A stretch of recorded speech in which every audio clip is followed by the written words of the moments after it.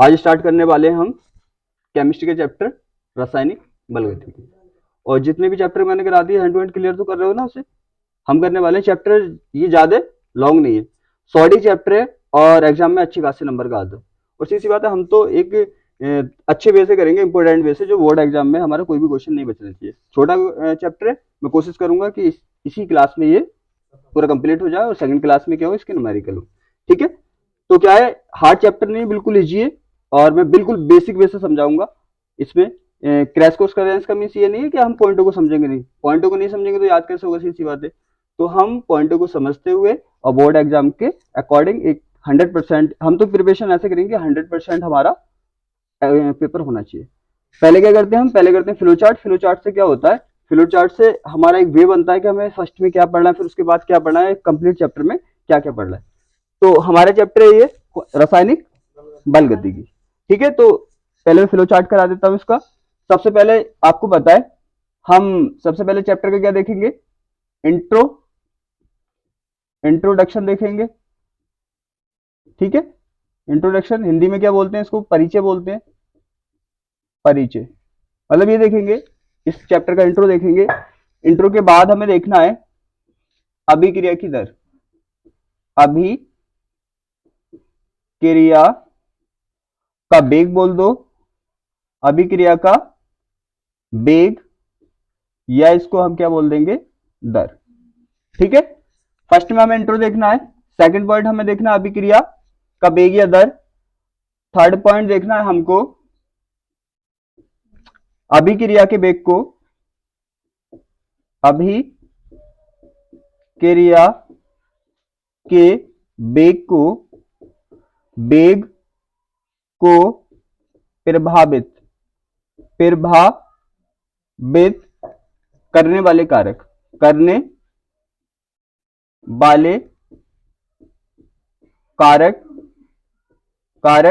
Plus इसके साथ देखना है हमें अभिक्रिया का दर समीकरण। अभिक्रिया का दर समीकरण, अभिक्रिया का दर समीकरण देखना है। ठीक है, इसी के साथ देखेंगे। फिर हमें थर्ड पॉइंट पे देखना है, यहाँ पे ये हो गया थर्ड पॉइंट। हमें फोर्थ पॉइंट देखना है इसका। फोर्थ पॉइंट पे देखेंगे हम अभिक्रिया की कोटि, अभिक्रिया की कोटि देखेंगे। और फिर लास्ट पॉइंट देखेंगे हम, फिफ्थ इसका, अभिक्रिया की आणविकता। अभिक्रिया की आणविकता।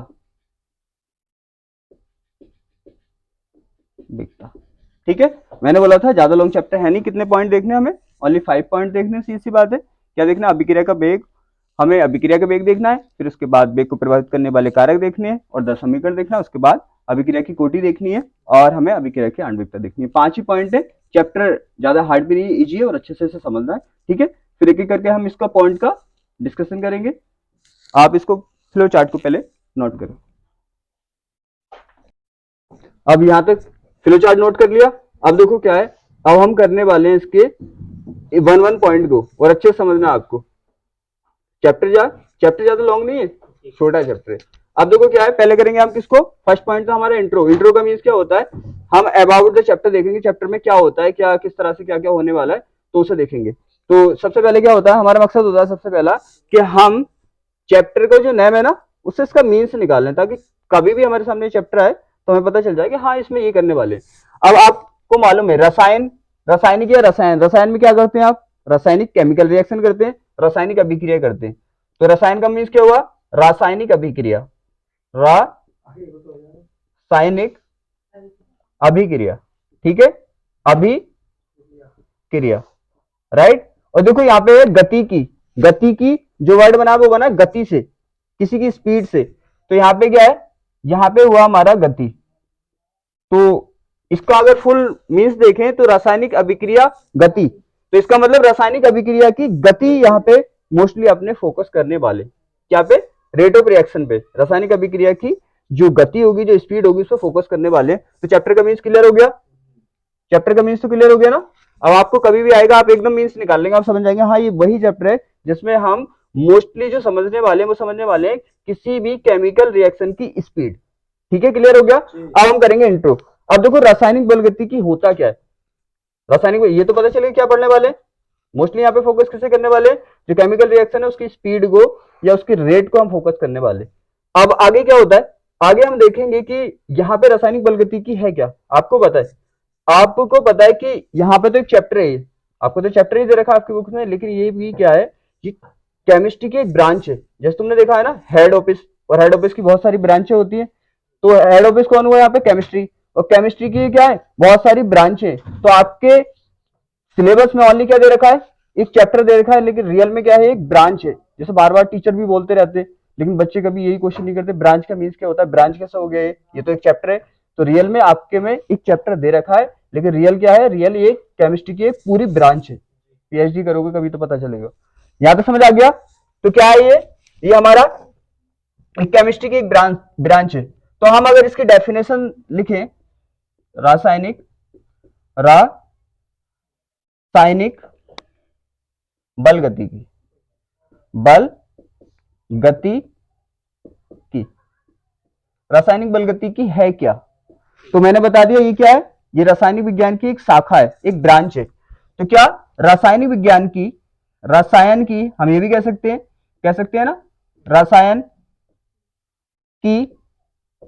की ना, तो रसायन लिख दो यहां पे, रसायन की बह शाखा का मीन्स ब्रांच, बह शाखा, जिसमें क्या करते हैं हम, आपको एक पॉइंट तो क्लियर है, क्या करते हैं आप, अभिक्रिया की गति वेग है।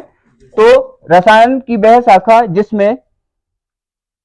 जिसमें अभिक्रिया की गति,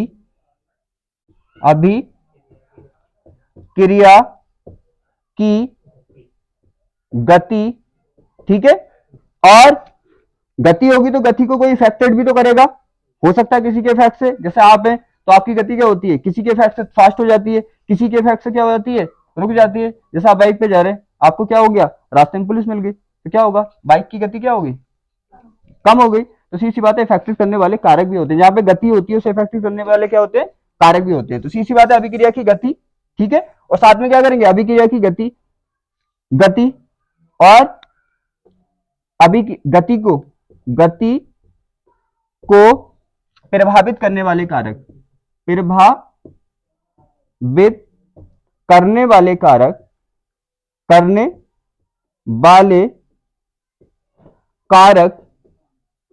कारक और साथ में क्या, व अभिक्रिया की क्रियाविधि,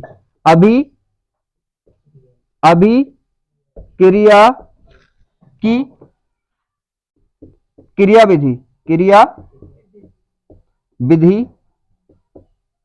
विधि का अध्ययन करते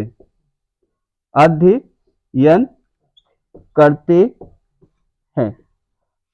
क्लियर समझ आ गया, रासायनिक बलगतिकी में क्या करते हैं, मैंने वही बता दिया था। ये इसका यहाँ पे मेन फोकस किस पर रहेगा, अभिक्रिया की वेग पे। तो सीधी सी बात है, इसमें करने में क्या वाले हैं, एक तो हम अभिक्रिया की गति को समझने वाले हैं कि अभिक्रिया की गति कैसे होती है, क्या होती है, और उसको प्रभावित करने वाले कारक, मीन्स कौन इसे फास्ट करेगा, कौन इसे स्लो करेगा, और फिर उसके साथ में इसकी क्रियाविधि, अरे किसी काम की क्रियाविधि नहीं होती, क्रियाविधि का मीन्स होता है काम करने का तरीका।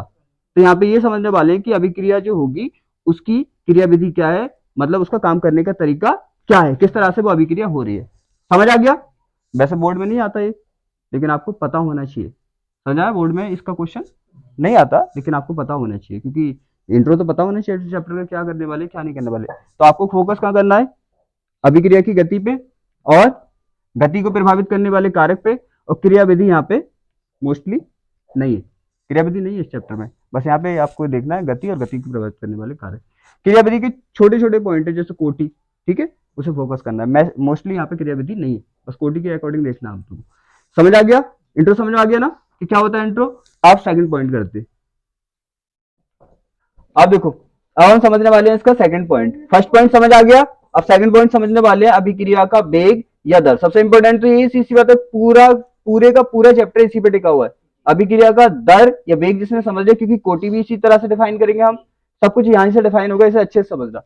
अभिक्रिया का दर या वेग समझाने से पहले मैं एक चीज समझाता हूं आपको कि किसी की मात्रा को आप कितने टर्म्स में शो कर सकते हैं। किसी की मात्रा को, एक तो आप क्या करते हैं, देखो क्या मात्रा को शो करने के अलग अलग, एक तो किसी चीज को हम इनडायरेक्टली बोलते हैं, जैसे मान लो कि मैं आपसे इस टाइम पे कैसे बात कर रही हूँ, डायरेक्टली, डायरेक्टली ना। अगर मेरा कोई यूट्यूब वीडियो देखेगा तो उससे कैसे बात कर रहा हूं मैं, इनडायरेक्टली।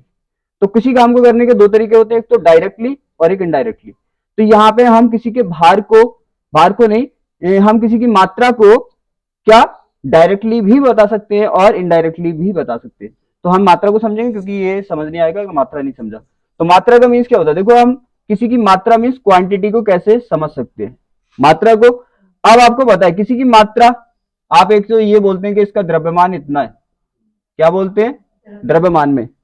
द्रव्यमान भी क्या बताता है, मात्रा बताता है। आप एक चीज और बोलते हो, जनरल भाषा में बोलते हो, ये तो भार, भार बोलते हो ना, भार मीन्स वजन। ऐसे नहीं बोलते कि इसका वजन इतना है या इसका द्रव्यमान इतना है। तो ये नॉर्मली आप बोलते हो, ये डायरेक्ट है।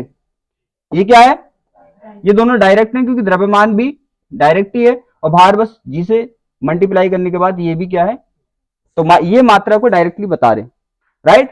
फिर हम इसको किस में दिखा सकते हैं, मोल में दिखा सकते हैं।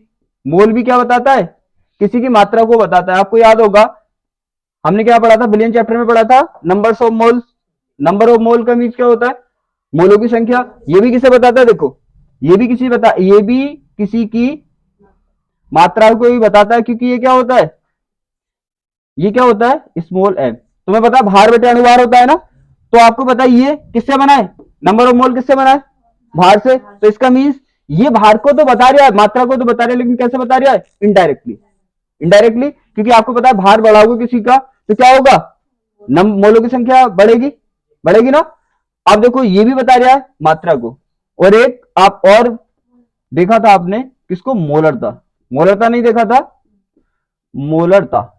मोलरता, मोलरता भी क्या दिखाती है, मोलरता भी किसी की मात्रा को बताती है लेकिन इनडायरेक्टली। देखो कैसे, मोलरता का फॉर्मूला क्या होता है, m is equal to n upon, यहां पे क्या होता है अपना v होता है। और इसको क्या लिखते हैं हम, फॉरवर्ड करके याद करो, small w upon small m into v. तो देखो ये भी किससे बना, मोलरता भी किससे बनी है, भार से बनी है ना। तो ये भी किससे दिखा रहा है, भार को, मतलब मात्रा को दिखा रहा है। और एक हम नॉर्मल दिखाते हैं, याद करो, सांद्रता। सांद्रता, सांद्रता भी किसे दिखाती है, सांद्रता सी से रिप्रेजेंट करते हैं हम। तो ये भी क्या होती है, सांद्रता होती है भार अपॉन आयतन। यहां तक तो कोई डाउट नहीं है ना। तो देखो यहां पे तो हम दिखा रहे हैं किसी की मात्रा को डायरेक्टली, और इन तीनों टर्म्स में कैसे दिखा रहे हैं, इनडायरेक्टली। लेकिन बता सब में किसी रहे हैं हम, बता हम मात्रा को ही रहे हैं, ठीक है। इस चैप्टर में जो यूज करते हैं हम मोस्टली मोलरता का यूज करते हैं। किसका यूज करते हैं, मोलरता का। बहुत कम हम क्या बोलते हैं, मोल्स का यूज कर लेते हैं, लेकिन मोस्टली किसका यूज करते हैं, मोलरता का। तो यहाँ पे जो सांद्रता बोलेगा ना, तो सांद्रता इसे नहीं बोलता, वो बोलता है यहाँ पे सांद्रता ही है। लेकिन अगर सांद्रता बोलता है वो, तो सीधी बात होना क्या चाहिए, ये होना चाहिए। लेकिन बोलता सांद्रता है लेकिन यूज करता है मोलरता को, समझ में आया। तो यहाँ पे कंफ्यूज मत हो ना, अगर वो बोले सांद्रता तो समझ जाना ये मोलरता को बोल रहा है, समझ में आया, मोलरता को बोल रहा है। यहाँ तक तो कोई डाउट नहीं ना, इन पॉइंटों को इसलिए बता रही हूँ क्योंकि मैं बोलूँ कि इसकी मात्रा इतनी है और मैं बोल दूं कि इसकी मोलरता इतनी है, तो आपको पता होना चाहिए मोलरता भी इसकी मात्रा को ही बता रहा है लेकिन इनडायरेक्टली बता रहा है। पॉइंट क्लियर है, ठीक है ना। अब देखो क्या होगा, मोलरता का यूज करेंगे, मोल का यूज करेंगे, इनका यूज यहाँ पे हम करते नहीं है, इनका यूज करते हैं मोस्टली। अब देखो यहाँ पे क्या होगा, ये ध्यान रखना, सांता बोले तो ये मत समझना कैसे बोल रहा है, मोलरता को बोलता है। अब मोलरता का यहाँ पे जो अभिक्रिया होती है हमारी, अभिक्रिया का मीन्स तो पता है, अभिक्रिया, क्रिया का मीन्स क्या होता है, काम। अभी का मीन्स प्रेजेंट टाइम में जो काम हो रहा है। जैसे मैं यहाँ पे क्या कर रहा हूँ, राइटिंग कर रहा हूँ ना, तो मेरी अभिक्रिया क्या है, राइटिंग करना, क्योंकि इस टाइम में राइटिंग कर रही हूँ। तो अभिक्रिया का मीन्स होता है, अभी का मीन्स जो प्रेजेंट टाइम में चल रहा है हमारा, क्रिया मीन्स काम, तो प्रेजेंट टाइम में जो काम होता है। बात समझ में आ गई। तो अभिक्रिया में भाग कौन सा लेता है, तो इसका एक मोलरता का एक और नाम भी है, यहाँ पे बोलेगा वो सक्रिय द्रव्यमान। क्या बोलेगा, सक्रिय, ये पॉइंट तो क्लियर हो गया, सक्रिय द्रव्यमान, द्रव्य, सक्रिय द्रव्यमान का मीन्स क्या होगा, सक्रिय का मीन्स होता है एक्टिव, एक्टिव का मीन्स जो काम करता है। जैसे मान लो 4 बच्चे हैं, एक काम कर रहा है, वो 3 बैठे हुए, तो एक्टिव कौन हुआ, जो काम करता है। तो एक्टिव का मीन्स होता है काम करने वाला। तो सक्रिय द्रव्यमान का मीन्स आपको पता चल रहा है कि एक्टिव मास का मीन्स जो अभिक्रिया में भाग ले रहा है, वह मास। कौन सा मास? जो अभिक्रिया क्या है? अरे जनरल भाषा में याद रखा करो, काम। तो जो काम में भाग ले रहा है वो मास क्या होगा? एक्टिव का मीन्स काम कर रहा है, वो एक्टिव है। समझ आ गया? सक्रिय द्रव्यमान समझ आ रही है ना? जैसे हम कोई भी अभिक्रिया करा रहे हैं, ए से बी बना रहे हैं, बात समझ आ रही है? ए से बी बना रहे हैं, तो ए का जितना मास इस अभिक्रिया में भाग ले रहा है, मतलब पार्टिसिपेट कर रहा है, उसे क्या बोलोगे आप? सक्रिय द्रव्यमान, एक्टिव मास। बात क्लियर है? और इसको यहां पे वो यूज कर लेता है मोलरता। क्या यूज कर लेता है? मोलरता। ठीक है, इसको रिप्रेजेंट कर देता है वो किससे? कोष्ठक से। अगर ऐसे बना है ना तो समझ जाना, अगर कोई इसके अंदर लिख दिया उसने, जैसे यहाँ पे क्या है, ए लिखा है ना, अगर उसने ऐसे लिख दिया फॉर एग्जाम्पल, तो इसका मीन्स क्या हुआ? यहां पे आपको ए का सक्रिय द्रव्यमान मतलब मोलरता यूज करनी है। ये पॉइंट भी बहुत इंपॉर्टेंट है, इसको याद रखना। पॉइंट क्लियर हो गए? यहाँ तो कोई डाउट नहीं ना? बार आप करेंगे हम, देखो बेग, इसे नोट कर लो। अब ये पॉइंट समझ आ गए? अब मैं यहाँ पे आपको पढ़ाऊंगा, आपको समझ आएगा कि क्या मैं बोलूंगा सांद्रता, तो आप समझ जाएंगे मोलरता की बात चल रही है, सक्रिय द्रव्यमान की बात चल रही है। ठीक है, और आपको क्लियर हो गया कि ये की बी किसको शो करते हैं? किसको शो करते हैं? किसी की मात्रा को शो करते हैं, राइट? अब देखो, इसे समझने से पहले डेफिनेशन, एक पॉइंट समझो यहाँ पे होता क्या है। जैसे मान लो यहाँ पे क्या है, यहाँ पे हमारे पास ए है और इससे हमें कोई चीज बी बनानी है। यहाँ पे पॉइंट अच्छे से समझने से, हमारे पास क्या है? ए है, कोई भी ए चीज है, उससे क्या बनाना है? हमें बी बनाना है, राइट? तो क्या हुआ? अब आपको पता है इसकी कुछ ना कुछ मात्रा होगी, इसकी कुछ ना कुछ मात्रा तो होगी, तभी मैंने समझाया था वो मात्रा हम यहाँ पे मोल में भी ले सकते हैं और मोलरता में भी ले सकते हैं। तो हम किस में लेंगे? सीधी सी बात है, हमें पता है मोलरता में यूज करता है, मोलरता में लेंगे हम, सीधी सी बात है। तो हमने मान लिया कि इसकी जो मात्रा है वो मान लिया 1.5 मोलर है। इसकी मात्रा कितनी है? 5 मोलर है इसकी मात्रा। ठीक है, हमसे इसे बी बनाना है, इससे बी बनाना है। तो जब स्टार्ट करोगे आप तो क्या उस टाइम बी होगा? बी होगा? नहीं होगा ना? क्यों? क्योंकि हम कोई काम करने वाले हैं, अभी किया नहीं। जैसे मान लो कि हम जूस तो सबने पिया ना, तो हम मान लो कि किसी का सेब का जूस निकाल रहे हैं। ठीक है, हाँ, सेब का जूस निकाल लें, अनार का जूस निकाल लें, किसी भी चीज का जूस निकाल लें। तो क्या किया हमने? क्या लिया? सेब की, अनार की कोई मात्रा ली, और तो क्या स्टार्टिंग में जूस था आपके पास अवेलेबल? नहीं ना? नहीं ना? तो क्या हुआ? तो पहले क्या था आपके पास? ओनली ऑन अभिकारक था, जिससे बनता है उसको क्या बोलते हैं? अभिकारक। तो पहले आपके पास क्या होगा? ओनली अभिकारक होगा। अभिकारक का मीन्स, कारक का मीन्स क्या होता है? काम करने वाला, काम करने वाला। समझ में आ रहा? भाई आपने क्या किया? आपने मान लिया अनार लिया आपने अनार, तो स्टार्टिंग में क्या कुछ तो मात्रा ली होगी, 1 किलो, 2 किलो, 10 किलो, 5 किलो, कुछ मात्रा ली होगी आपने। ठीक है, तो सेब क्या, अनार क्या है यहाँ पे? ये सेब क्या है? अभिकारक, क्योंकि वही तो काम करके बनाएगा जूस, तो अभिकारक हुआ, तो उसकी कुछ ना कुछ मात्रा होगी, सीधी सी बात है। यहां तक पॉइंट क्लियर है? फिर क्या करेंगे आप कि उसको मशीन में डालेंगे, तब जाके क्या होगा? जूस बनना स्टार्ट होगा। जब जूस बनना स्टार्ट होगा, जूस क्या हुआ? हमारा उत्पाद हुआ, प्रोडक्ट हुआ। उत्पाद तो जानते हो, जो बनता है उसे क्या कहते हैं? उत्पाद, और जो बनाता है उसे क्या कहते हैं? अभिकारक। यहां तक क्लियर है? अब क्या होगा? तो जैसे जैसे आप क्या करेंगे, अनार को उसमें मशीन में डालते जाएंगे, तो अनार की मात्रा क्या होगी? घटती जाएगी, और जूस की मात्रा, स्टार्टिंग में जूस कितना था? 0। बात क्लियर है? ऐसे यहाँ पे होता है। अभिकारक कोई भी हो, अरे ऐसा थोड़ी है, यहाँ पे कोई भी अभिकारक हो सकता है और किसी भी चीज को आप बना सकते हैं। बात क्लियर है? यहाँ तो कोई दिक्कत नहीं है ना?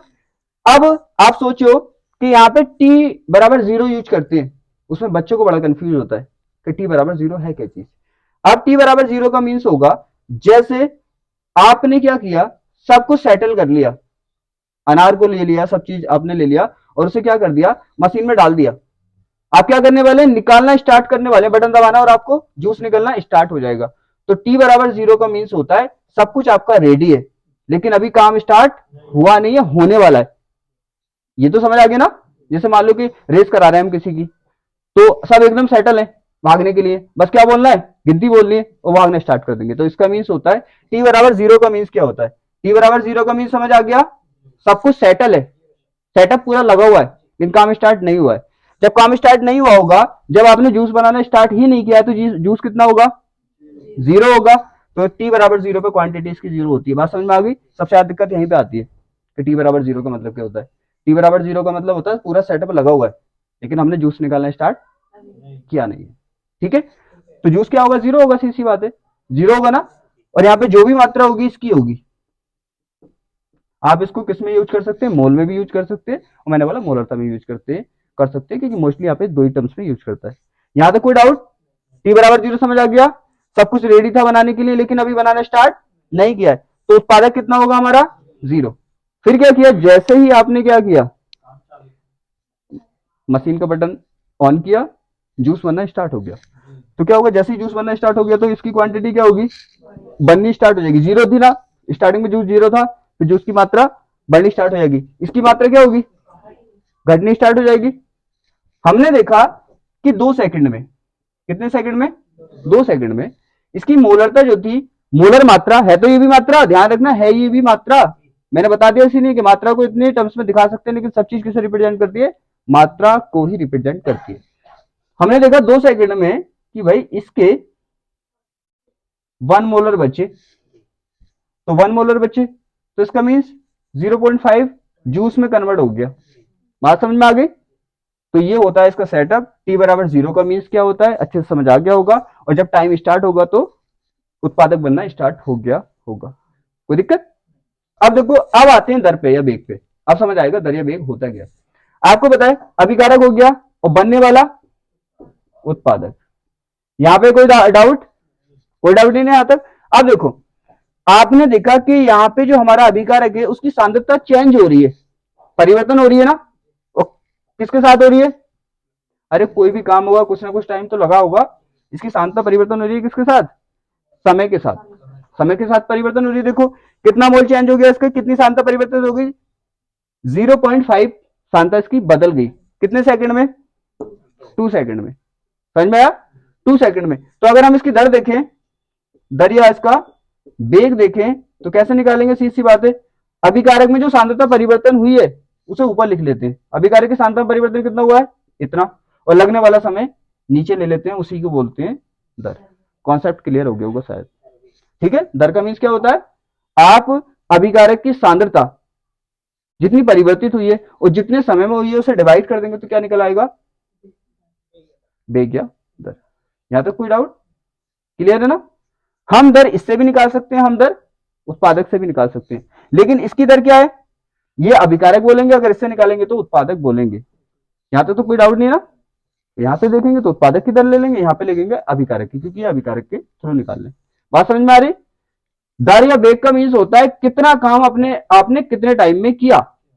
दर का अगर नॉर्मल मीन समझे तो कितना काम आपने कितने टाइम में किया, उसका रेशियो ही क्या कहलाता है, बेग कहलाता है। देखो हमने क्या किया, यहाँ पे क्या काम कर रहे हो आप, सांद्रता परिवर्तित कर रहे हो।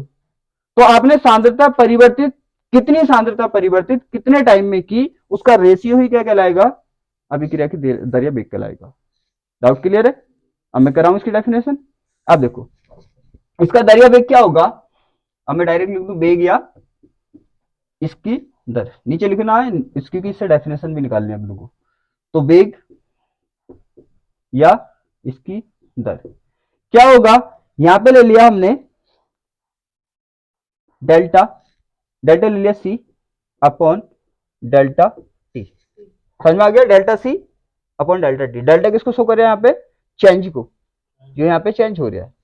ठीक है, डिफरेंस चेंज हो रहा है। यहाँ पे किस में चेंज ले रहे हैं हम, यहाँ पे किस में चेंज ले रहे हैं, क्योंकि यहाँ पे तो नंबर में, लेकिन यहाँ पे क्या में यूज कर रहे हैं, सिंबल में। जैसे ये था, यहाँ पे समझो इसको, ये तो एग्जांपल मैंने बताया था ताकि आपको दिक्कत नहीं आए समझने में। यहाँ पे देखो हमारा ये था, इसे क्या बनाया हमने, बी बना रहे हैं। इसकी सांद्रता कितनी है, सी है। ठीक है, इसकी सांद्रता कितनी है, सी है। बात समझ में आ गई। अब देखो ये क्या है, अभिकारक की सांद्रता में परिवर्तन हुआ होगा और कुछ टाइम भी लगा होगा। तो हमने क्या किया कि इसकी डेल्टा सी सांद्रता का परिवर्तन डेल्टा टी समय में हुआ है। कोई दिक्कत।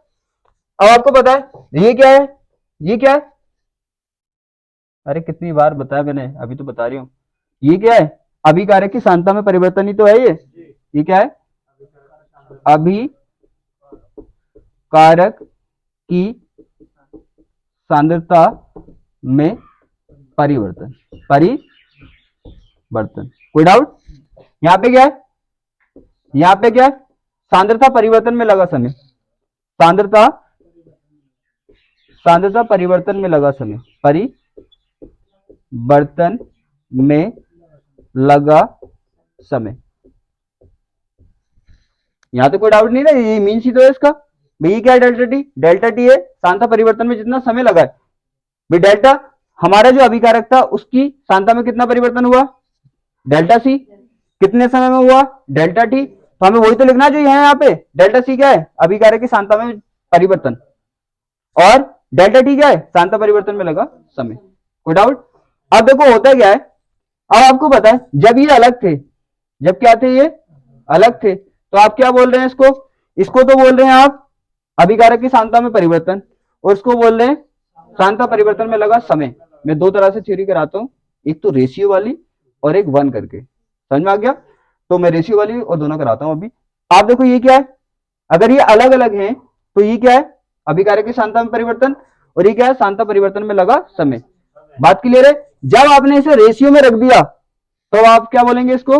इसको बोलेंगे वेग। समझ में आ रहा है क्या वो समझाना चाह रही हूं? इस चीज को अच्छे से समझ लेना। जब ये दोनों अलग थे तो आप क्या बोल रहे थे इसको? इसको अभिकारक की सांद्रता परिवर्तन बोलेंगे, और इसको क्या बोलेंगे? सांद्रता परिवर्तन में लगा समय। लेकिन जब इसको रेशियो में लगा दिया तो आप क्या बोलोगे इसको? दर या वेग। बात समझ में आ रही है? जैसे फोन है अपने पास, तो क्या जब उसकी डिस्प्ले माइक्रोफोन सब अलग थे तो क्या बोल रहे थे? अलग अलग पार्ट का अलग अलग नाम ले रहे थे, ये माइक्रोफोन है, डिस्प्ले। जब सबको एक जगह एडजस्ट कर दिया तो क्या बोल रहे हो उसको? फोन। बात समझ में आ गई? एक और एग्जांपल मैंने बहुत बार बताया, दीवार वाला। ईंटें अलग पड़ी हुई है और उसका मसाला अलग पड़ा हुआ है, तो क्या बोलोगे? उसे ईंटें बोलोगे, उसे मसाला बोलोगे। लेकिन जब उसको क्या कर दिया आपने? एक लाइन में लगा दिया, तो क्या बोल रहे हो आप उसको? दीवार। फिर ये थोड़ी बोलोगे ईंटें मसाला, दीवार बोल देते हैं उसको। ऐसे ही यहाँ पे समझने की कोशिश करो, ये जब अलग अलग थे तो उसको सांद्रता परिवर्तन बोलेंगे हम, और सांद्रता परिवर्तन में लगा समय। लेकिन ये दीवार की तरह जैसे इनने इसे रेशियो में लगा दिया तो बोलेंगे वेगेतर। समझ में आ गया? तो हम पहले मैं रेशियो वाली डेफिनेशन कराऊं। अरे आप ये नहीं समझ रहे कि वेगेतर कह कैसे रहे हो तुम? अरे सही तो बोल रहे हो, ये जो है आपके सामने, सही तो बोल रहे हो। तो यही ये रेशियो जो है हमारा, इसी को आपने क्या नाम दिया है? जैसे डिस्प्ले सबको मिला के क्या नाम दे दिया नया? फोन। इसी तरह से इनको रेशियो में रख के इसका क्या नाम है? अरे इसी का तो नाम है ये वेगीय दर है, यही इसका नाम हमने वेगीय दर कर दिया। तो हम कैसे करते हैं? एक करते हैं हम कौन सी? रेशियो वाली। तो हम क्या कर सकते हैं, देखो आपको दिख रहा है, हम बोल सकते हैं कि अभिकारक है। अगर अभिकारक के अकॉर्डिंग ले रहे हैं तो अभिकारक भी ले सकते हैं, और हम मैंने अभी बोला था उत्पादक के अकॉर्डिंग भी तो ले सकते हैं हम, तो उत्पादक के ले लेंगे। तो अभिकारक या उत्पादक की सांद्रता में परिवर्तन तथा सांद्रता परिवर्तन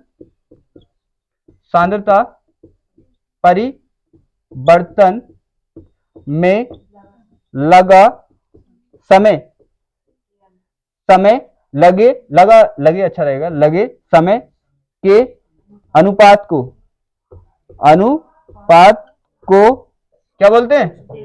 अभिक्रिया की वेग या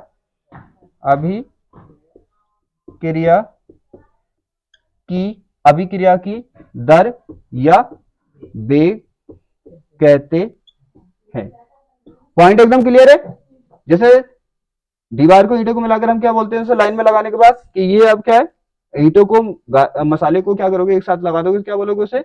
दीवार। इसी तरह से आपने इन दोनों को उठा के एक रेशियो में लगा दिया, अब इसी को आप वेगीय दर बोल रहे हो। पॉइंट क्लियर हो गया? ठीक है, इसे नोट करो। एक मैं कराता हूं, जैसे बुक्स वगैरह में दी होती है डेफिनेशन, लेकिन मैं कराऊंगा समझा के, इसे नोट करो। अब यहां तक समझ आ गया? तो एक तो हमने रेशियो से कराता हूं मैं, समझ में आ रहा है? और मैंने इसलिए ज्यादा एग्जांपल से समझाया ताकि आप इस कॉन्सेप्ट को सीखें।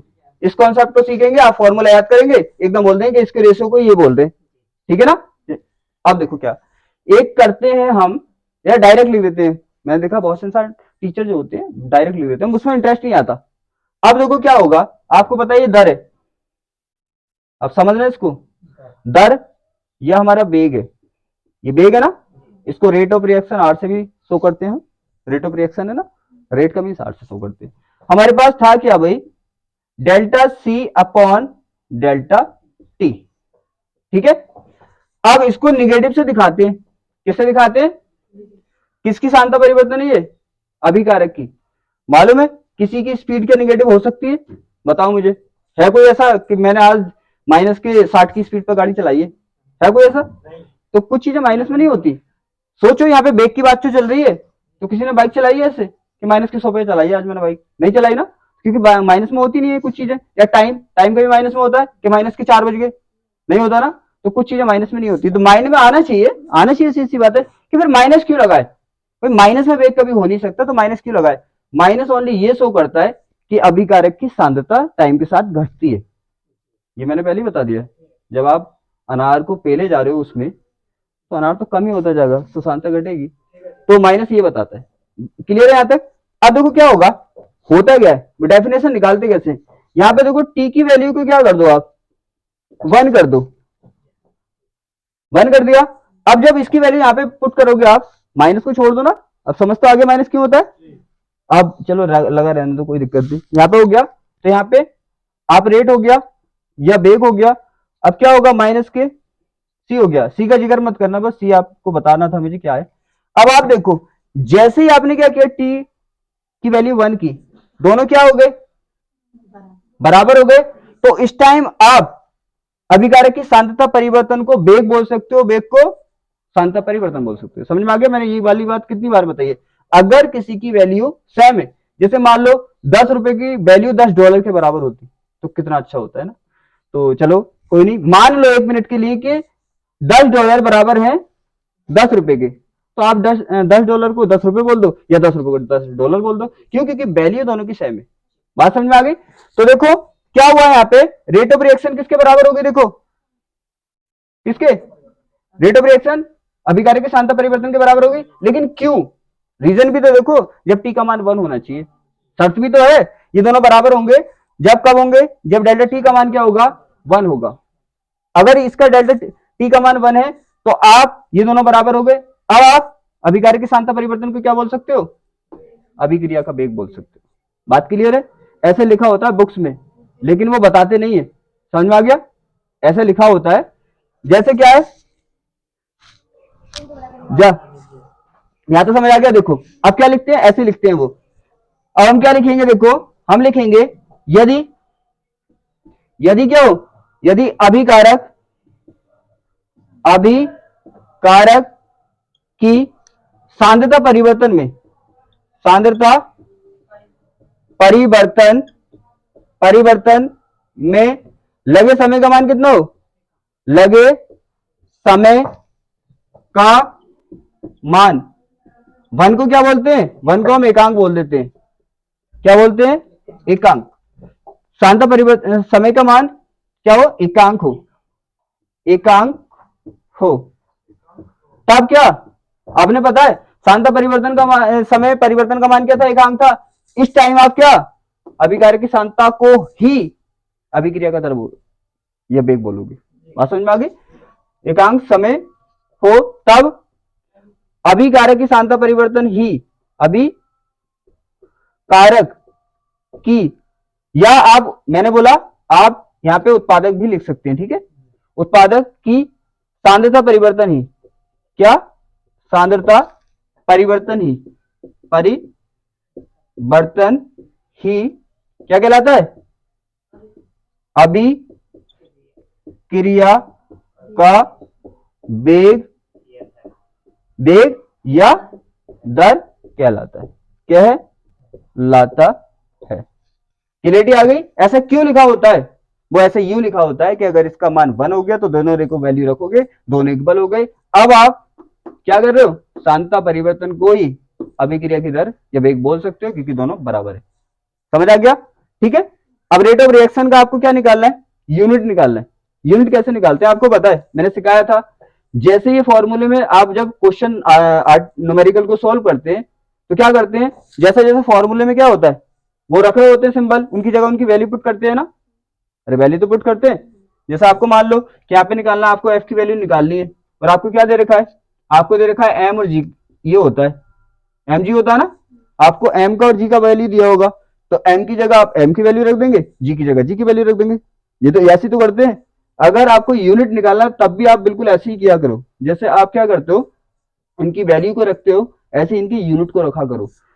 जैसे निकालो इसका, ठीक है, अब निकालेंगे हम बेग का क्या, यूनिट निकालना है।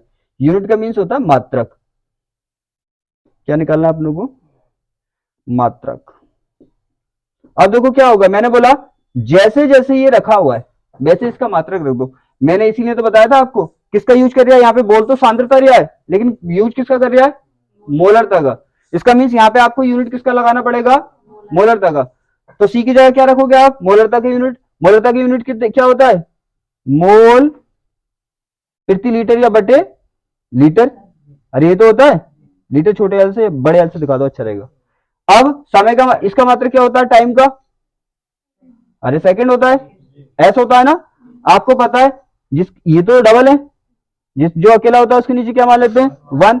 ये कहां पे जाएगा, ये यहां पे जाएगा, तो क्या होगा, मोल से आप क्या करेंगे, मोल की मल्टीप्लाई करेंगे वन से, तो ये तो ऐसे ही रहता है। और यहाँ पे क्या करेंगे, लीटर की मल्टीप्लाई किससे करेंगे, सेकंड से। तो क्या आएगा, मोल बटे लीटर इंटू सेकंड। आपको जब मैं न्यूमेरिकल कराता हूं आपको पता है इसकी पावर क्या है यहाँ पे, जिसकी पावर कुछ नहीं वन होती है। जब आप इसको ऊपर लेके जाओगे तो क्या होता है, क्लियरिटी होनी चाहिए बस, क्वेश्चन कोई हार्ड नहीं होता। तो क्या होता है, आप रट तो लेते हो इनवर्स। इनवर्स इनवर्स का मीन्स क्या है, इनवर्स का मीन्स होता है किसी की पावर माइनस वन।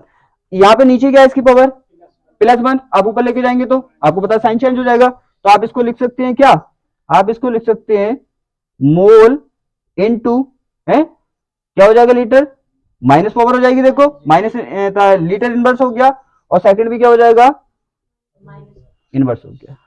क्लियर है। तो ये टॉपिक शायद आपको समझ आ गया होगा, मैंने पूरी कोशिश की समझाने की, नोट करो इसे। अब यहां तक समझ आ गया, ठीक है। वो था हमारा अभिक्रिया का वेग। अगर वो बोले औसत वेग, तो देखो करना क्या, कुछ नहीं करना। औसत वेग या ताक्षणिक वेग, औसत वेग का मीन्स होता है दो टाइम में, दो टाइम के बीच, जैसे मान लो दो टाइम के बीच का मीन्स समझो। औसत वेग और ताक्षणिक वेग करेगा, डेफिनेशन बिल्कुल सेम रहेगी, बस चेंज क्या करना है आपको, जहां पे आपने डेल्टा लगाया था वहां पे आपको डी लगाना है, बस। क्या लगाना है, और कुछ नहीं करना। समझ में आया, डेफिनेशन बिल्कुल सेम रहेगी। ताक्षणिक वेग कुछ भी बोले, डेफिनेशन क्या रहेगी, सेम ही रहेगी, कोई दिक्कत नहीं आएगा। बस क्या आपको चेंज क्या करना है, जैसे मान लो औसत वेग बोला उसने, क्या बोला, औसत वेग की परिभाषा या डेफिनेशन दीजिए, या ताक्षणिक वेग बोलता है वो, ताक्षणिक वेग, ताक्षणिक वेग ऐसे होता है। ताक्षणिक वेग पता नहीं, हिंदी के वर्ड कभी कभी अजीब होते हैं। तो ताक्षणिक वेग का मीन्स क्या होता है, देखो औसत वेग का मीन्स तो आपको पता है एवरेज, एवरेज, और आप पता है एवरेज कब निकालते हैं हम, किसी का एवरेज निकालने के लिए मिनिमम आपके पास 2 डिजिट होनी चाहिए। तो इसका मीन्स, अरे बट से पता चला औसत आ रहा है यहाँ पे, तो औसत का मीन्स क्या हुआ, एवरेज। और एवरेज में क्या होना चाहिए, कम से कम मिनिमम आपके पास 2 डिजिट होनी चाहिए। बात समझ आ रही है ना। यहाँ पे बोला देखो ताक्षणिक, इसमें आ रहा है क्षण, क्षण आ रहा है ना। क्षण जैसे जनरल भाषा में नहीं बोलते एक क्षण में ऐसा हो गया, क्षण का मीन्स होता है बहुत कम टाइम में होने वाला काम, उसे बोलते हैं क्षण। अरे क्षण नहीं आ रहा है इसमें ताक्षणिक में, देखो क्षण आ रहा, क्षण का मीन्स सेकंड से भी बहुत कम टाइम में कोई काम हो जाए। तो मान लो कि अगर किसी रिएक्शन का हम 10 नैनो सेकंड में देख रहे हैं क्या होने वाला है, तो उसे क्या बोलोगे आप, ताक्षणिक वेग, क्योंकि बहुत कम टाइम में हम क्षण भर में उसका वेग डिफाइन कर रहे हैं। ठीक है। औसत का में, औसत का मीन्स 2 होने चाहिए, 2 वेग होना चाहिए ना उसका औसत। इसका मीन्स देखो, इसका ताक्षणिक का तो समझ आ गया, आपको कुछ नहीं करना, बस क्या करना, आप ऐसे लिख सकते हो या उसको dx अपॉन dt कर सकते हो, dx अपॉन dt। यहाँ पे भी ये क्या दिखा रहा है, सांद्रता को दिखा रहा है, यहाँ पे भी सांद्रता को दिखा रहा है। अरे आपने लिख दिया क्या x इज इक्वल टू सांद्रता, तो पता है ना सांद्रता ही दिखा रहा है, सिंबल हम सी से दिखाते हैं, एक्स से दिखाते हैं, कोई दिक्कत नहीं है। यहाँ समझ आ गया। औसत वेग का मीन्स क्या होता है, औसत वेग देखो ऐसा होता है, औसत का मीन्स ये तो क्लियर है कि 2 वेग होंगे।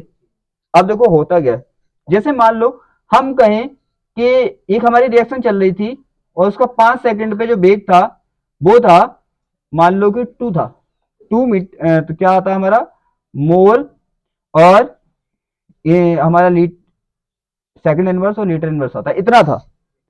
फिर मैंने बोला कि T1 ये हो गया, T2 पे मैंने बोला कि 10 सेकंड बाद क्या हुआ, इसका जो हमारा दर वो आ रहा था, सांद्रता परिवर्तन, सांद्रता परिवर्तन लेना हमको, सॉरी यहाँ पे ये नहीं लेना आपको, मैं अच्छे से दिखाता हूँ, यहाँ पे इंटरेस्ट नहीं आया मुझे भी। जैसे यहाँ पे देखो ए से बी बना रहे हैं, ए से बी बना रहे हैं। अब हमने देखा कि यहाँ पे क्या था, यहाँ पे लेना आपको कि यहाँ पे मान लो T1 ले लिया हमने, तो 2 सेकंड था, तो 2 सेकंड पे इसकी सांद्रता मान ली कि हमने C1 थी, राइट, या x मान लो तो कोई दिक्कत नहीं, x1 थी। अब हमने देखा कि T2 बराबर 3 सेकंड पे इसकी सांद्रता कितनी हो गई, C2 हो गई। तो देखो दो सांद्रताओं के बीच की बात चल रही है ना, दो सांद्रताओं के, तो मैंने बोला था एवरेज या औसत का मीन्स होता है दो के बीच बात चलेगी, क्योंकि एवरेज कभी भी एक का नहीं निकाला सकता, कम से कम दो होनी चाहिए। तो ये पॉइंट क्लियर है ना। तो इसका औसत वेग कैसे निकालोगे आप, ऐसे निकालोगे, यहाँ पे इसे 100 किससे करते हैं, डीसी से कर दो, डीएक्स से कर दो, कोई दिक्कत नहीं है। ये हो गया, और क्या करोगे आप, x2 माइनस के x1 या c2 माइनस c1 और t2 माइनस के t1। इसका मीन्स दो सांद्रताओं के बीच और दो टाइमों के बीच जो वेग निकाला जाता है उसे क्या बोलते हैं हम, औसत वेग। अब क्लियर हो गया होगा शायद, औसत वेग, ट्रैक्शन वेग क्लियर हो गया ना। बस क्या करना है, डेफिनेशन सेम ही रहनी है, बस क्या करना है, वहां पे क्या लगाया था हमने, डेल्टा, वहां पे टी लगा देना, डेफिनेशन बिल्कुल सेम रहेगी, समझ भी आ गया होगा। अब यहाँ पे करते हैं स्थिरांक, किसकी बात करेंगे, वेग स्थिरांक की। आपको पता है कि किसी भी अभिक्रिया का वेग जो होता है, ताक्षणिक हो या कुछ भी हो, वेग तो वेग होता है, सीधी सी बात है, बस मीन्स कैसे बदल गए, टाइम के हिसाब से मीन्स बदल गए, मतलब वेग वेग ही होता है। अब क्या होगा, आपको पता है किसी भी अभिक्रिया का जो वेग होता है वो अभिकारक की सांद्रता के अनुक्रमानुपाती होता है।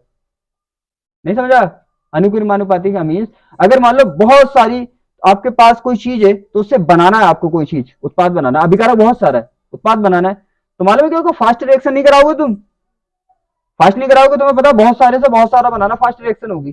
तो इसका मीन्स क्या होगा, इसका मीन्स ये होगा कि अभिक्रिया की दर जो होती है वो अभिकारक की सांद्रता के अनुक्रमानुपाती होती है। ठीक है, ये तो होता है। और किसके अनुक्रमानुपाती होती है, जो उस टाइम बची हुई है। जैसे मान लो यहां पे निकालू मैं, यहां पे निकालू C2 पे इसकी सांद्रता, वेग अगर देखू मैं कि यहाँ पे क्या बची है, C2 बच गई, तो मैं देखू C2 जब बच गई इसकी सांद्रता, तो इस पे वेग क्या होगा, तो आप क्या करेंगे, जो रिप्रेजेंट, जो यहाँ पे प्रेजेंट है उस पे देखेंगे वेग। मान लो क्या, अब इसका वेग क्या होगा, dx अपॉन dt जो होगा किसके अनुक्रमानुपाती होगा, C2 के, जो प्रेजेंट टाइम में रह जाए मात्रा उसके अनुक्रमानुपाती होगा। जैसे मान लो कि हमारा कोई भी था, किसी अभिकारक की कहता है ये मोल प्रति लीटर मात्रा सांद्रता थी, मोलर थी, मोलर ले लो इसको, ठीक है। तो इस टाइम इसका वेग क्या होगा, इस टाइम इसका वेग क्या होगा, 10 मोलर के अनुक्रमानुपाती होगा। हमने देखा 10 सेकंड के बाद इसकी मोलरता रहेगी 5, तो अब वेग क्या होगा, अब इसका dx अपॉन dt जो होगा वो अनुक्रमानुपाती होगा 5 के। इसका मतलब जो सांद्रता उस टाइम पे अवेलेबल होगी वेग उसी के अनुक्रमानुपाती होगा, कभी स्टार्टिंग वाली लगा दो। अब क्लियर है ना। तो हमें पता है क्या, किसी भी अभिक्रिया का वेग जो अभिकारक होता है उसकी प्रेजेंट सांद्रता के अनुक्रमानुपाती होता है। प्रेजेंट लगा लोगे, जैसे लिखा नहीं है ना तो अजीब सा लगता है, प्रेजेंट का मतलब इस टाइम जो सांद्रता उसके अनुक्रमानुपाती होता है। तो ये हमारी डेफिनेशन है क्या, dx अपॉन dt जो होता है हमारा क्या होता है, मान लिया अभिकारक की सांद्रता क्या है, मैं बता दूं ना, यहाँ पे ए से क्या बना रहे हो आप, b बना रहे हो, इसकी सांद्रता कितनी है, c है, कोई दिक्कत नहीं है ना। अब c है इस टाइम पे, तो इसकी दर या वेग क्या होगा, इस टाइम पे जो इसकी सांद्रता अवेलेबल है, अरे आप इस टाइम ही इसका वेग निकाल लो, और इस टाइम पे इसकी सांद्रता c है, तो वेग क्या होगा, c के बराबर होगा। अगर 10 मिनट बाद C2 हो गई तो C2 के बराबर होगा। अब आप किससे निकाल लो, अभी तो स्टार्टिंग पे निकाल लो आप, तो C के अनुक्रमानुपाती होगा ना, ये होगा। आपको पता है फिजिक्स में मैंने बहुत अच्छे से पढ़ा है, अनुक्रमानुपाती हटाते हैं तो क्या करते हैं, के लगाते हैं, क्या लगाते हैं, के लगाते हैं, राइट। जब के लगाओगे तो सी हो जाएगा। तो यहाँ पे के जो होता है ना, यही अभिक्रिया का वेग स्थिरांक होता है। क्या होता है यहाँ पे, यहां क्या है, के अभिक्रिया का वेग स्थिरांक है, क्या है, अभिक्रिया का वेग स्थिरांक है, स्थिरांक है। समझ में, मैं इन चीजों को इसलिए डीपली समझा रहे हैं कि इसमें दिक्कत आती है थोड़ी थोड़ी, वरना समझाऊंगा नहीं तो आप लगा देंगे, आप सोचेंगे सी कौन सी वाली लूं, पहले वाली लूं बाद वाली लूं, है क्योंकि बुक्स में तो क्लियर होता नहीं, वरना टीचर की जरूरत ही क्या होती। तो आपको पता है जो प्रेजेंट जिस टाइम आप निकालो उस टाइम की सांद्रता देखनी है आपको, ठीक है। ऐसा नहीं कि 2 दिन पहले ये थी तो आज आप उसका वेग निकालें इस टाइम, तो 2 दिन की नहीं लगाएंगे, इस टाइम की लगाएंगे। यहाँ तो क्लियर है। अब देखो यहाँ पे क्या होगा, ये अभिक्रिया का वेग स्थिरांक है। अब हमें लिखनी है इसकी डेफिनेशन, डेफिनेशन लिखनी है। तो डेफिनेशन बताओ आप क्या करते हैं हम। सी को अगर बंद कर लें, देखो यहां पे ध्यान से, सी को अगर बंद कर लें, सी को क्या कर लें, बंद कर लें, तो ये बेग स्थिरांक किसके बराबर हो जाएगा, अभिक्रिया के बेग के बराबर नहीं हो जाएगा, तो हम क्या बोल देंगे, देखो यहाँ पे सी का मान कितना कर लिया भाई हमने, 1 कर लिया। सी का मान 1 करते ही क्या हो गया, dx अपॉन dt जो हो गया वो k के बराबर हो गया। जैसे अभी डेफिनेशन निकाली थी कि क्या, अगर अभिकारक की सांद्रता कितनी हो जाए, 1 हो जाए, देखो अभिकारक की सांद्रता 1 हो गई तो k किसके बराबर हो गया, dx अपॉन dt अभिक्रिया के बेग के बराबर हो गया। तो जब ये इसके बेग के बराबर हो गया, तो मैंने अभी भी बताया था, पहले ही बताया था कि क्या, अगर ये इसके बराबर हो गया तो अब आप अभिक्रिया के बेग को बेग स्थिरांक बोल दो, या बेग स्थिरांक को अभिक्रिया का बेग बोल दो, बात एक ही, क्योंकि दोनों बराबर है। तो अगर एकांक सांद्रता हो गई तो आप अभिक्रिया के बेग को ही क्या बोल दोगे, बेग स्थिरांक बोल दोगे। कोई दिक्कत है, हम लिख देंगे। देखो इसकी डेफिनेशन कैसे लिखेंगे, हम लिखेंगे क्या, नीचे लिखे ना यहाँ पे, हाँ, क्योंकि यहाँ पे एक डेफिनेशन ये देनी है इसके बारे में थोड़ी सी नॉलेज, और आप चाहें तो पेपर में बस इतना लिख के, अगर डेफिनेशन लिखनी है ना, स्पेस मेरे पास, इसे रफ कर देना, स्पेस कम है, ठीक, इसे नोट कर लो पहले। आप देखो स्पेस कम था ना, अब सही है। आप देखो यहाँ पे देखेंगे हम, पहले क्या है, ये भी तो लिखा होगा ना आपने, तो हम क्या लिख सकते हैं, सी क्या है, किसी क्षण का मीन समझ रहे हो, किसी क्षण का मीन जिस टाइम, क्षण का मीन क्या होता है, अरे टाइम ही तो होता है, तो जिस टाइम आप बेग निकाल रहे हैं उसी टाइम अभिकारक की सांद्रता ले रहे हैं, इसका मीन हो गया क्षण। तो क्या बोलेंगे हम, किसी क्षण का मीन कौन सा क्षण ले रहे हो आप, किसी क्षण, कौन सा क्षण ले रहे हो, जिस क्षण आप बेग निकाल रहे हो उसी क्षण की बात चल रही है, कि जिस क्षण आप बेग निकाल रहे हो उस क्षण ही अभिकारक की सांद्रता ये है। तो किसी क्षण अभिकारक की क्या है, अभिकारक की सांद्रता कितनी है, सांद्रता सी है, सी है, ठीक है ना। तथा आपको पता है बेग कितना है, बेग dx अपॉन dt है, तब ये वाली लाइन तो समझ में आ गई, क्योंकि क्या होगा आपको पता है, जिस टाइम, अगर इस टाइम प्रेजेंट टाइम में उसकी सांद्रता सी है, उसका बेग ये है, तो इसके अनुपाती होगा। ये तो मैं समझा चुका हूं, ठीक है, लिख के हमने ये कर लिया और यहां तक बंद कर लिया। अब आती है इसकी डेफिनेशन, ठीक है, ये मैंने क्यों कराया, क्योंकि इससे यही तो निकाला, वरना समझ में कैसे आएगा तुम्हारे। अब करेंगे हम बेग स्थिरांक की डेफिनेशन, ये तो समझ आ गया। मैंने क्या बोला, अगर आपने अभिकारक की सांद्रता 1 कर दी तो इस टाइम पे बेग स्थिरांक किसके बराबर हो गया, अभी आपको क्या किसके बराबर हो गया, बेग के बराबर हो गया ना, अभिक्रिया के बेग के बराबर हो गया। तो इस टाइम आप क्या बोल सकते हो, अभिक्रिया के बेग को ही बेग स्थिरांक बोल सकते हो, ठीक है। तो हम क्या बोलेंगे, यदि, देखो यहां पे लिखा रही हूं मैं, यदि अभिकारक की सांद्रता कितनी हो, अभिकारक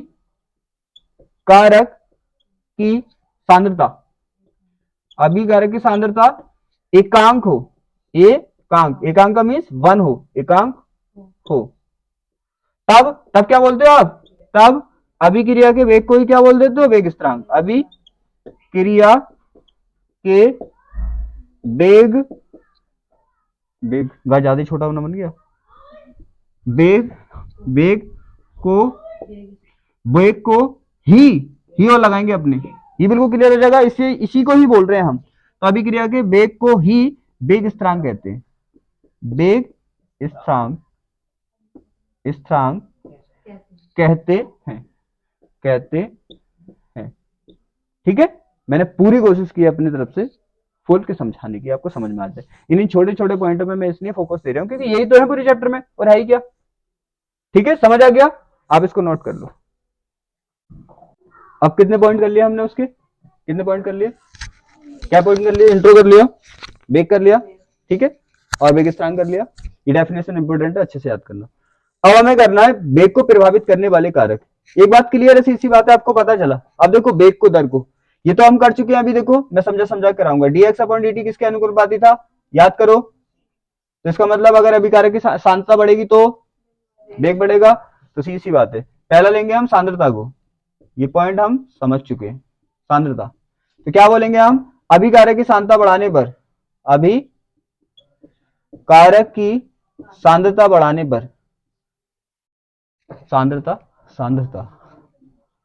सांद्रता क्या करने पर, बढ़ाने पर क्या होता है, अभिक्रिया का वेग बढ़ता है, अभिक्रिया का वेग बढ़ता है, बढ़ता है। कोई डाउट? ठीक है ना। ये देखो मैं समझा के बताऊंगा, ऐसे नहीं ऐसे दिखा रही हूं। अब दूसरा है, हम देखेंगे ताप को। दूसरा देखेंगे ताप को। ताप को समझने की कोशिश करो क्या होता है। देखो ताप को क्या होता है, अभिक्रिया होती कैसे, अभिक्रिया होती है, इसको समझो ध्यान से कि अभिक्रिया होती है जैसे हमारा मान ले कि H2 और क्या है Cl2 है, इससे हमने क्या बनाया HCl2 HCl बन जाएगा। तो मालूम अभिक्रिया कैसे होती है, ये पहले टूटे होंगे, क्या होंगे, ये H अलग हुआ होगा, ये H अलग हुआ होगा, ये Cl अलग हुआ होगा, ये Cl अलग हुआ होगा। ये होती है मुक्त मूलक से फ्री रेडिकल से रिएक्शन। यहाँ पे जरूरत नहीं है लेकिन मुझे बता दिया मैंने कि कैसे होती है। ठीक है, तो क्या होगा, हाँ नहीं आपको ध्यान नहीं करना चाहिए इसकी बात है, इस पे मेरे सामने आया, मुझे यार मैंने बस बता ही दूं। तो क्या होगा, फ्री रेडिकल से होती है ये, आपको पता है पहले टूटे ये, फिर टूटने के बाद क्या हुए होंगे, ये जुड़े होंगे, तब जाके HCl इससे बना होगा, ये किससे बना होगा, तो 2 HCl बने होंगे। तो इसका मीन्स क्या पता चला आपको पता हुआ कि पहले अभिकारक टूटेगा और फिर उसके बाद उत्पादक बनेगा। समझ में आ गया अभिक्रिया का टर्म्स क्या होता है। तो आपको पता है अगर किसी का ताप बढ़ा दो तो क्या जल्दी टूटेगा देर में टूटेगा, आपको पता है जल्दी टूटेगा तो जल्दी बनेगा, देर में टूटेगा तो देर में बनेगा, क्योंकि इसे पता है कि पहले टूटेगा फिर जुड़ेगा फिर बनेगा। तो अगर जल्दी टूट गया तो जल्दी बन गया और देर में टूटा देर में बनेगा। इसका मीन्स ताप बढ़ने पे क्या होगा, सोचो अपने माइंड से। अब तो समझ आ गया, ताप बढ़ने पे क्या होगा, जल्दी टूटेगा। तुम्हें पता लोहे को पिघला देता है, वो तो सब चीज को पिघला देता है ताप तो क्या होगा, ताप से वो टूट जाएगा।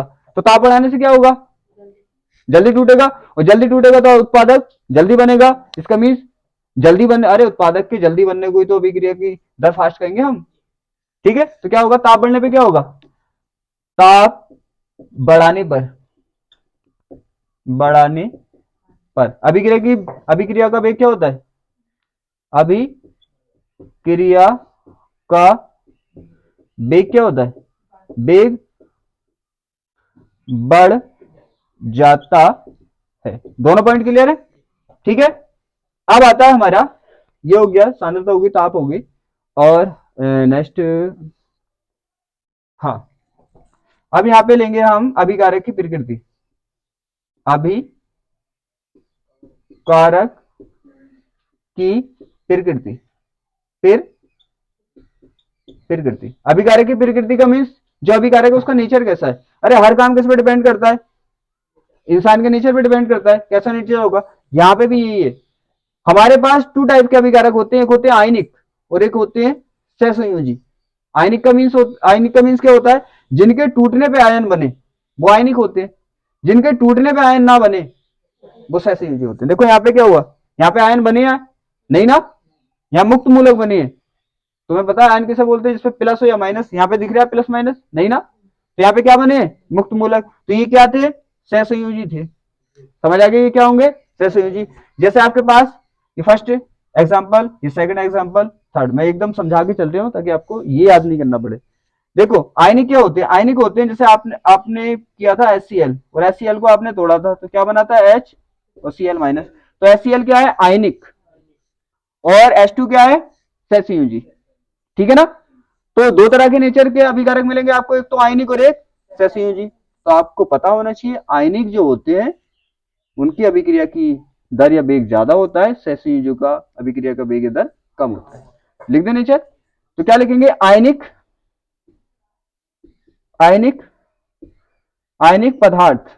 पदार्थ या अभिकारक लिख सकते हैं। ठीक है, आयनिक पदार्थ या अभिकारक की अभिक्रिया का वेग, अभिक्रिया का वेग क्या होता है, वेग अधिक होता है। और आप आगे लिख सकते हैं वह क्या, सहसंयोजी लिख देंगे। अरे इतना तो काम कर ही सकते हैं, बस क्या करना है आपको, आयनिक की जगह क्या करना है, चाहो तो यहीं पे स्टॉप कर सकते हो, कोई दिक्कत नहीं है, बात तो बता दी हमने। चाहो तो क्या कर सकते हो, यहाँ पे क्या कर देना, सहसंयोजी कर देना और लिख देना सहसंयोजी आयनिक अभिकारकों की अभिक्रिया का वेग अधिक की जगह कम कर देना, बस ये हो गया। तो कितने पॉइंट हो गए, first second and third, 4 point बहुत है। कि केमिस्ट्री में ना ज्यादा लॉन्ग नहीं मांगता, आई तो दो नंबर में आएगी ज्यादा डेफिनेशन। तो एक डेफिनेशन पूछेगा, आपको कारक लिखनी है, तो 1 नंबर का वो होगा, 2 नंबर का ये होगा, तो आप 4 लिख देना, काफी है। एक होता है अपना ये हो गया, और एक होता है हमारा उत्प्रेरक। हाँ ये बड़ा इंपॉर्टेंट है, उत्प्रेरक। उत्प्रेरक देखो नाम से पता चल गया, उत्प्रेरक उत्साह बढ़ाने वाला, और उत्साह बढ़ा दिया तो तुम मान लिया कि तुम्हारा जो कॉन्फिडेंस है, उसका समझ में नहीं आ रहा होगा, कॉन्फिडेंस, अगर किसी ने कॉन्फिडेंस बढ़ा दिया तुम्हारा, तो नंबर ज्यादा आएंगे ना। तो क्या होगा, आपकी किसी भी काम करने की दर क्या हो जाएगी, बढ़ जाएगी। अरे सोचो, अगर तुम्हारे पापा कहते हैं अरे कोई नहीं तुम कर सकते हो सब काम को, तो क्या होगा, कॉन्फिडेंस बढ़ जाएगा, तुम कर रहे, क्या होगा, तो उससे आपकी दर बढ़ जाएगी किसी भी काम को करने की। तो उत्प्रेरक क्या, उत्प्रेरित करने वाले, लेकिन 2 टाइप के होते हैं, घटाने वाले भी होते हैं। ऐसे नहीं कहते बहुत से इंसान, अबे तेरे बस की ना ये। तो 2 तरह के उत्प्रेरक होते हैं, धनात्मक और ऋणात्मक। यहाँ पे हम बात कर रहे हैं धनात्मक वाले की, ठीक है। तो धनात्मक वाले की बात कर रहे हैं, तो क्या होता क्या है कि धनात्मक उत्प्रेरक क्या करेंगे, अभिक्रिया की दर को बढ़ा देंगे, ठीक है। ज्यादा डिटेल में जाने की जरूरत नहीं है, लेकिन मोस्टली एक पॉइंट समझ लो बस, क्यों, क्योंकि हर अभिक्रिया को करने के लिए एक फिक्स एनर्जी होती है। जैसे मान लो कि हमारी कोई रिएक्शन चल रही है, एकदम फास्टली समझ लो, कोई रिएक्शन चल रही है हमारी, जैसे ये रिएक्शन चल रही है, तो यहाँ पे फिक्स एनर्जी है कि 30 जूल, फॉर एग्जाम्पल बता रहे हो, 30 जूल एनर्जी इसके लिए फिक्स है, जैसे कहते हैं सक्रिय ऊर्जा। तो जिन जिन अणुओं के पास 30 जूल होगी वो तो अभिक्रिया करेंगे, जिनके पास नहीं होगी, जैसे मान लो 33% जिसके नंबर आएंगे वो पास होगा, जिसके पास नहीं आएंगे वो फेल हो जाएगा, है, ज्यादा की तो कोई दिक्कत ही नहीं है। ऐसे यहाँ पे होता है। तो सक्रिय ऊर्जा से ये डिसाइड होता है कि जिसके पास, जैसे मान लो इसकी सक्रिय ऊर्जा 30% है, जैसे आपका 33% पे पास है, तो यहाँ पे 30% पे पास है, ऐसे मान लो कि 30 जूल अगर उसके पास एनर्जी है तो वो अभिक्रिया करेगा, तो उत्पादक बनाएगा, और जिसके पास 30 से कम होगी तो वो नहीं बनाएगा, ठीक है। तो उत्प्रेरक क्या करता है, उत्प्रेरक करता है, ऐसा करो आप, जैसे थोड़ा कम कर दो, समझ में आया। उत्प्रेरक क्या कहता है यहाँ पे आके, किसी क्या कर दो, थोड़ा कम कर दो, 25 कर दो। अरे ऐसे नहीं होता कभी कभी, ऊपर से गवर्नमेंट का ऑर्डर हो जाता है कि थोड़ा रिजल्ट क्या कर दो, बढ़ा दो थोड़ा, है। तो ऐसे यहाँ पे देखो, ये हो गया, ये समझ आ रही है ना। अरे बोर्ड के एग्जाम में होता है ना कभी कभी, तो वो बच्चों के करियर के लिए हो जाता है ऐसा भी।